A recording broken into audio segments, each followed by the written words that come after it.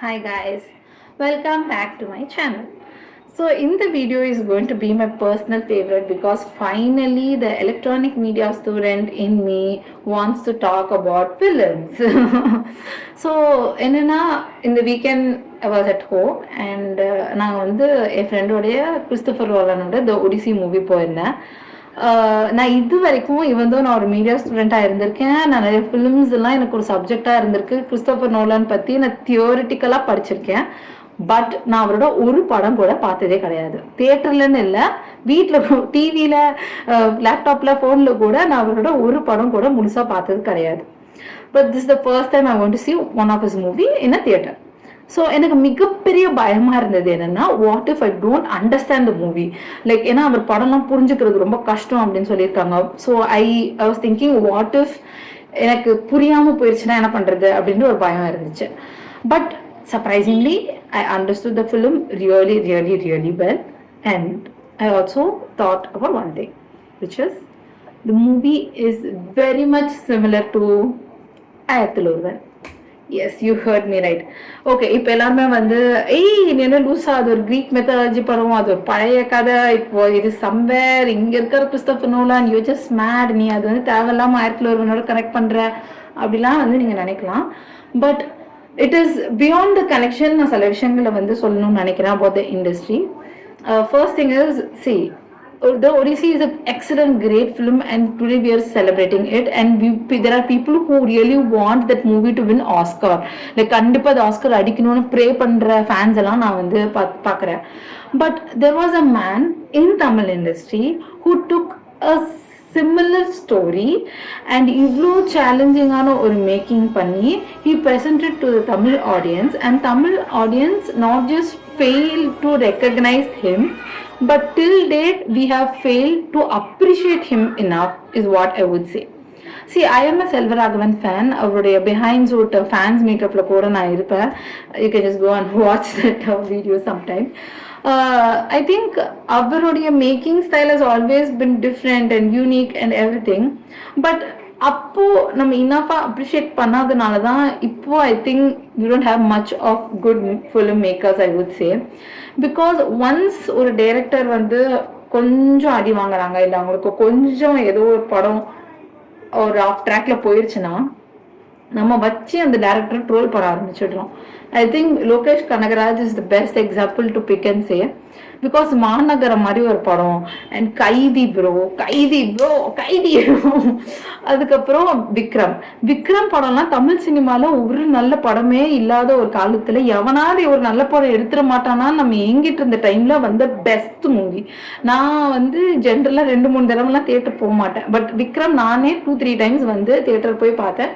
Just because we finally got a good film in Tamil industry, அந்த மாதிரி தோணுச்சு. So he was a person who saved Tamil industry at the time, I would say. And அப்படிப்பட்ட ஒரு டைரக்டரை நம்ம என்ன பண்ண ஆரம்பிச்சோம், ட்ரோல் பண்ண ஆரம்பிச்சிட்டோம். ஸோ ஐ திங்க் நம்ம கிரியேட்டர்ஸ்க்கு கொடுக்குற அப்ரிசியேஷன் அண்ட் ரெஸ்பெக்ட், இன்னும் ஒரு ஆர்டிஸ்டோடைய மிகப்பெரிய போதை கைத்தட்டல் தான் நான் சொல்லுவேன். ஸோ ஒரு கிரியேட்டருக்கு நம்ம அது இனஃபாக கொடுக்கறது இல்லை. நம்ம இண்டஸ்ட்ரியில நம்ம யாரையோ தூக்கி வச்சு கொண்டாடுறோம், ஏதேதோ படங்களை ஆஹா ஓஹோன்னு பார்க்குறோம்.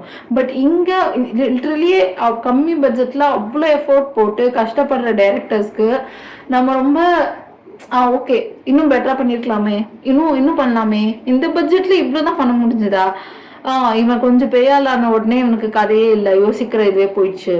ஸோ இந்த மாதிரி we find reasons to put them down, and I would say we have to stop this at one point because this is gonna affect us back. Because இப்போ நான் I would proudly say that Odyssey reminded me of ஆயிரத்தில் ஒருவன், and my film industry has some இது மாதிரி ஒரு சிமிலரான movie எங்களோட இண்டஸ்ட்ரியிலும் இருக்கு அப்படின்னு நான் பெருமையா சொல்ல முடியும். But going forward, if we keep discouraging all the upcoming directors or keep trolling them after 2-3 films, none of us will have such an example from the industry. Like probably the next generation will just see some templated kind of movies, some reels of movie akana feel la ulla sala movies, like just so called feel good movies. Ivla da irukum. I think movies are not supposed to be that feel good. Like feel good movies, okay fine, that could be a genre where 2-3 films come a year. But I think the challenge of filmmaking and ஒரு சீனை பார்க்கும்போது எப்படி அதை எடுத்தா அப்படின்ற மாதிரி நமக்கு தோணும். That's when the film is made. You know அது அது ஒரு நிமிஷம் நமக்கு கொடுக்கறது வந்து ஒரு சர்ரியலான ஒரு எக்ஸ்பீரியன்ஸாக தான் இருக்கணும்னு நான் நினைக்கிறேன். அண்ட் அது பண்ண டேரக்டர்ஸ் நிறைய நிறைய நிறைய பேர் நம்ம ஊரில் உண்டு. And we all just not just fail to acknowledge them, we fail to appreciate them, and at one point we started abusing them. And even in that line I would say Shankar sir, like super films bro. When Indiran came, literally இந்த பாப்பநாசம் படத்துல எல்லாரும் திரும்பி பார்ப்பாங்கல்ல, அந்த மாதிரி எல்லாரும் திரும்பி தமிழ் சினிமாவை பார்த்தாங்க. எப்படா இப்படி எடுத்தீங்க, சன் பிக்சர்ஸோட ஃபிலிம் நினைக்கிறாரு. It was such a good film, but that we ஒரு 2 படம் கழிச்சு he was not able to like do Indian 2 properly. அதோட அவரை முடிச்சிட்டோம் நம்ம. So those things. ஒரு இடத்துல ஒரு ஆர்டிஸ்ட் ஒரு கிரியேட்டர் ஒரு இடத்துல fail ஆகுறாங்கன்னா it's fine guys, it's fine, because Nolan has the time and space to think and do. Here we don't give the time and space for a director. நீ வந்து contract போட்டு 3 படம் எனக்கு கீழே பண்ணுனா அவன் கஷ்டப்பட்டு முக்கிய 3 படம் பண்றான். லைக் டேட்ஸ் கொடுக்க மாட்டோம், கிரியேட்டிவ் ஸ்பேஸ் கொடுக்க மாட்டோம், அவங்களை இனஃபா அவங்களுக்கான அங்கீகாரம் அப்புறம் கிடைக்கிறது இல்லை. All this is like we don't give them and we expect them to give us good films. That is so unfair.